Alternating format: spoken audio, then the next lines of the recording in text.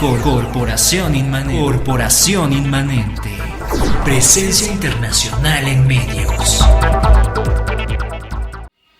Pour nous habitants français, für unsere Hörer in deutscher Sprache. For all those who speak English, here we are at Let's, as each Tuesday at this hour. En el programa Ecléctica para todos aquellos que nos escuchan en varios idiomas y en español. Ricardo Pico, médico internista, historiador, escritor, músico, polifacético y más que polifacético, polímata. Poliinquieto. Y José Gabriel Ávila Rivera, que es mi nombre y que estoy a sus órdenes. Estábamos platicando hace un ratito sobre cómo establecer un programa y tú me hacías un comentario sobre la orden jesuita y el papel que ha tenido como organización en el ámbito social, ¿no? ¿Qué nos puedes decir de los jesuitas? Bueno, miren, antes que nada, hola, ¿cómo están? Y les quiero comentar esto. Llevo algunas semanas en otro programa que tengo de radio por internet diciendo temas que tienen que ver con la orden jesuita, concretamente el papel que tuvieron en el desarrollo de la intelectualidad y sobre todo el movimiento de la ilustración, que es importante para explicar nuestra modernidad. No tiene raíces 100% laicas, como uno pudiera pensar, ¿no? Los pensadores de la Ilustración, los grandes franceses, etc. Pero ya el trabajo de la orden jesuítica, por lo menos en América y en todos los lugares en donde ellos han estado, como que les prepara el camino a las mentes para recibir la modernidad. El proyecto de los jesuitas es un proyecto modernista de formación de las personas, no solamente en el ámbito religioso de perfeccionamiento espiritual, sino también prepararlos para vivir en el orden material de las cosas, donde el progreso material no está reñido con el perfeccionamiento espiritual. Entonces, imagínate cuántos hijos de las personas que representaban las élites coloniales mandaron a sus hijos a colegios jesuitas. Muchísimos. Porque era una de las pocas opciones de poder acceder a un buen nivel académico, ¿no? A un buen nivel, sí, claro que sí, era un excelente nivel académico. Y entonces tienes toda una serie de situaciones que ocurren cuando una sociedad progresa de forma material, de forma espiritual, al margen de lo que el Estado dice. Ahora, llega la orden, bueno, se funda más o menos contemporánea de la fundación de esta ciudad. 1539. Más o menos se funda la orden. San Ignacio de Loyola. Sí, más o menos contemporáneo. Aquí a México llega alrededor de 40 años después, por los años 70 del siglo XVI, y comienzan a fundar colegios, comienzan a instruir a la gente, de tal forma que después fundan otras tantas misiones en ciudades también recién fundadas, que sirven de base de operaciones para extenderse más al norte. Por ejemplo, en Sinaloa los encontramos a partir de 1590,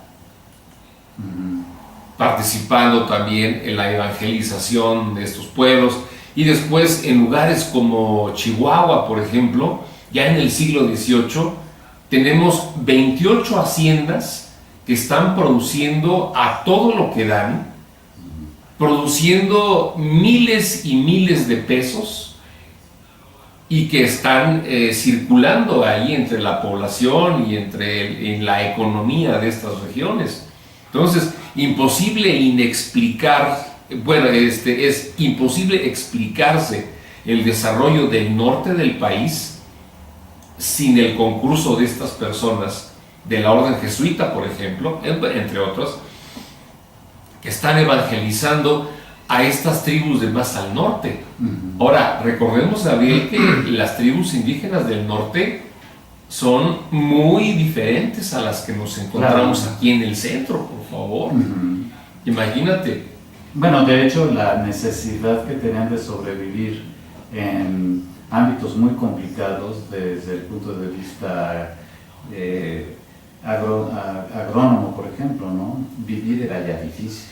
Sí. Son lugares muy desérticos y yo me imagino que con escasez de alimento, ¿no? Sí, escasez de alimento, que viven predominantemente de la recolección, de la cacería, de la pesca. Practicaban una agricultura muy rudimentaria, pero eran predominantemente tribus de estas características, que todavía se vestían con pieles. Sí, de ahí vienen los chichimecas, ¿no? Sí, es una tradición cultural que aquí se le llamó de esa manera por sus representantes más conocidos. Chichimeca era hombres perro, ¿no? Sí, así los conocían efectivamente. Entonces, esa cultura de cazadores recolectores que no practicaban arte alguno, que se cubrían con las pieles de los animales, en un estadio de cazadores recolectores, poco que ver con las civilizaciones florecientes que aún en el posclásico se encontraron los españoles. Entonces imagínate el choque cultural todavía más fuerte con una civilización de cazadores recolectores más al norte. Pues caramba, jesuitas, franciscanos y otros se dieron a la tarea de incorporarlos a la sociedad colonial. Pero fíjate que imagino, sin tener un conocimiento del tema, que la visión evangelizadora, más allá de la cuestión religiosa, debió haber tenido un sentido social. De civilización. Para sí. Enseñarlos precisamente a cultivar, a poder hacer selección de especies para mejorar razas de bovinos y de animales. Y los cultivos. Los cultivos, la agronomía y otras alternativas para mejorar las condiciones sociales de la sociedad, ¿no? Se quejaban los jesuitas que una de las cosas más difíciles de controlar de la población que estaban evangelizando era eso que ellos llamaban una irrefrenable promiscuidad y lujuria. Decía, qué difícil es hacerlos abandonar esas costumbres. Entonces todavía no se adaptaban del todo a eso. Finalmente, generación tras generación, logró haber algún tipo de control en ese tipo de aspectos de la vida, ¿no? Pues en vida licenciosa y disoluta. Disoluta, ¿no? Eran contumaces regodeos en la concupiscencia. Que mira, bueno, aquí muy católicos y muy todo que somos, pues sigue habiendo un contumaz regodeo en aquello, ¿no? Y entonces tienes esa situación de un Estado que quiere acaparar todo el poder, incluso el poder que tenía la Iglesia anteriormente.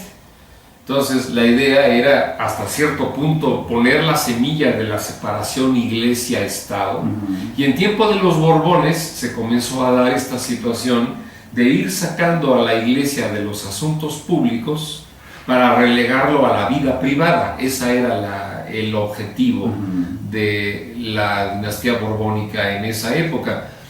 Entonces recordemos que en esa época había un pacto de familia entre la dinastía borbónica de Francia y la dinastía borbónica española. Entonces había esa circunstancia. Pero entonces, fíjate que anteriormente ya en Portugal los habían expulsado porque los habían acusado de hacer un complot para el asesinato del rey de Portugal. En Francia se les acusaba de un escándalo financiero y también van para afuera. Pero entonces en España tardaron en expulsarlos todavía un poco más. Pero eso era precisamente porque ellos de alguna manera rompían con ese pacto, entre comillas, de repartición de poder, ¿no? Y porque eran un instrumento de poder que tenía el Papa sobre los asuntos del Imperio Español. Representaban una fuerza muy importante.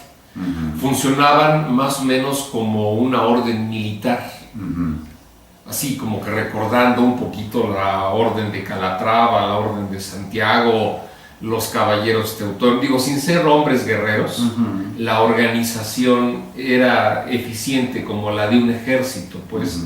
De hecho, hay un personaje que era el padre Arrupe, que falleció a principios de los 90s. Él estaba considerado como general de la orden en esa jerarquía militarizada, ¿no? Sin que necesariamente enarbolaran las armas. No eran monjes guerreros, como en algún momento dado pudieron haber sido durante las cruzadas, las órdenes monástico-militares, no. A lo que voy es que ya habían habido en otros países esos problemas, y en España les toca perder la guerra de los 7 años, en donde pierden estrepitosamente, están en el bando perdedor de Francia y España, los ganadores, los ingleses, los prusianos, la coalición que hizo Austria con Rusia también fue derrotada. Fue esta tremenda guerra de esa década que va del 57 al 63. Los cinéfilos van a recordar esta película El último de los mohicanos, que es lo que sucede en América cuando súbditos de naciones contrarias en Europa se enfrentan. Bueno, desgraciadamente terminamos este podcast interesantísimo de Ricardo Pico. Te agradezco todos tus comentarios y regresamos en un momento para el programa de crítica. Gracias. Corporación Inmanente. Presencia local en medios.